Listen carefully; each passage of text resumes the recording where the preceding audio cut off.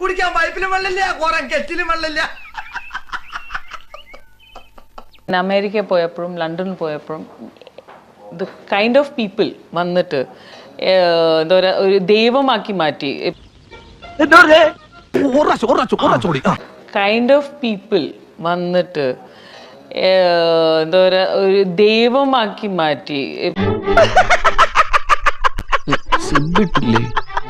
ഈശ്വര, ഇവിടെ ആരുമില്ലല്ലോ ഇതൊന്ന് പറഞ്ഞു ചിരിക്കാനായിട്ട്.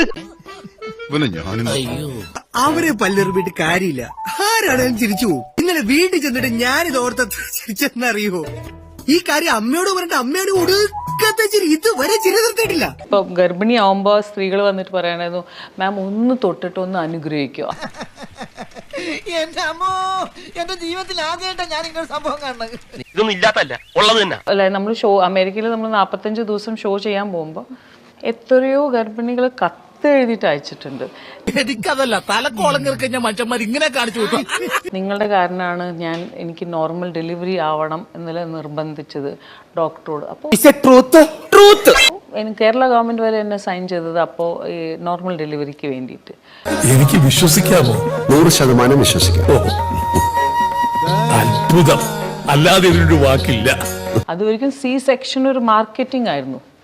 അപ്പോൾ ഞാൻ നോർമൽ ഡെലിവറി ചെയ്യും എന്നുള്ള ഒരു ആദ്യ വാശി വെച്ചിട്ടുണ്ടായിരുന്നു. വാശി എന്റെ ഒരു വീക്ക്നെസ് ആണ്.